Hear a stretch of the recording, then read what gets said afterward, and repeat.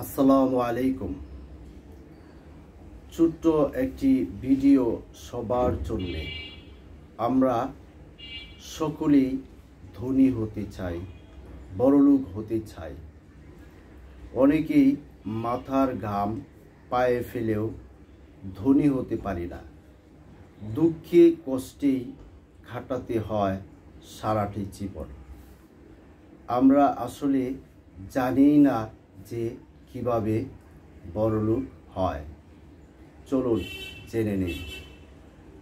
একদিন উসমান রাদিয়াল্লাহু রাসূলুল্লাহ সাল্লাল্লাহু আলাইহি ওয়াসাল্লামের কাছে দেখা করতে এসে বললেন, হে আল্লাহর রাসূল, দিন দিন আমার সম্পত্তি বেড়েই যাচ্ছে। আমি আসলে এত সম্পত্তি চাচ্ছি না। আমার সম্পত্তি কিভাবে কমাতে পারবো, আপনি যদি আমাকে এই উপদেশ দেন তাহলে আমি উপকৃত হব। রাসূলুল্লাহ সাল্লাল্লাহু আলাইহি ওয়াসাল্লাম বললেন, উসমান, তুমি যে খাবারগুলো খাচ্ছ এখন থেকে ঘোড়া, গাধা অথবা উটের পিঠে বসে খাবে। কথা অনুযায়ী কাজ।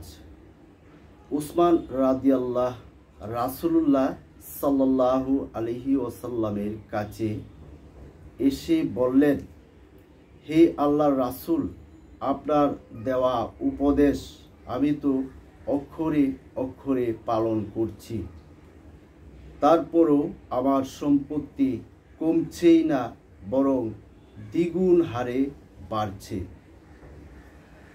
রাসূলুল্লাহ সাল্লাল্লাহু আলাইহি ওয়াসাল্লাম বললেন, উসমান, তুমি যে খাবারগুলো খাও তা তুমি কিভাবে খাও? উসমান রাদিয়াল্লাহু বললেন, আমি তো ঘোড়া, গাধা, উটের পিঠে বসেই খাচ্ছি। খাবার খেতে কি কোনো খাবার পড়ে যায়? হ্যাঁ, পড়ে যায়। তখন তুমি কি করো? পড়ে যাওয়া খাবার তুলে পুনরায় ধুয়ে খেয়ে নেই। আল্লাহর কৃতজ্ঞতা প্রকাশ করি। আল্লাহ আমায় এত দিয়েছে, তার শুকরিয়া আদায় করি। রাসূল সাল্লাল্লাহু আলাইহি ওয়াসাল্লাম বললেন, উসমান, তোমাকে আর কোনোতেই দরিদ্র করা যাবে না, কারণ তুমি আল্লাহর শুকরিয়া আদায় করো। আল্লাহ তোমায় এত দিয়েছে, তারপরও পড়ে যাওয়া খাবার ধুয়ে পুনরায় খেয়ে নাও। তোমার সম্পত্তি কমবে না, বরং বাড়তে থাকবে। যে আল্লাহর শুকরিয়া আদায় করে তার সম্পত্তি আল্লাহ আরও বাড়িয়ে দেন। সুতরাং প্রিয় ভাই, বোন, বন্ধুরা, যে অবস্থাতেই আছি সেখান থেকেই আমরা আল্লাহ পাক রাব্বুল আলামিনের শুকরিয়া আদায় করি, কারণ এর চেয়েও বেশি খারাপ অবস্থাও হতে পারত। আল্লাহ সেখান থেকে আপনাকে, আমাকে, সকলকে রক্ষা করেছেন। আলহামদুলিল্লাহ। রাসূল সাল্লাল্লাহু আলাইহি ওয়াসাল্লামের অনেকগুলো বাণী রয়েছে ধনী হওয়ার, বড়লোক হওয়ার। তার মধ্যে সর্বশ্রেষ্ঠ 1 নাম্বার বাণী হচ্ছে শুকরিয়া আদায় করা, আল্লাহর কৃতজ্ঞতা প্রকাশ করা। এত হতাশ হওয়ার প্রয়োজন নেই। রাসূল সাল্লাল্লাহু আলাইহি ওয়াসাল্লামের বাণী কখনোই বৃথা যেতে পারে না।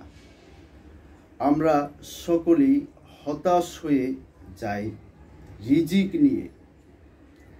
কিভাবে রিজিক বৃদ্ধি করব, কিভাবে ধনী হব, রাসূল সাল্লাল্লাহু আলাইহি ওয়াসাল্লাম এই একটি বাণী আমল করে সমস্ত অভাব গুছিয়ে আমরা ধনী হয়ে যেতে পারবো ইনশাআল্লাহ, যেতে পারবো ইনশাআল্লাহ। আল্লাহ সবাইকে বুঝার তৌফিক দান করুন, আমিন। আল্লাহ সবাইকে বুঝার তৌফিক দান করুন, আমিন।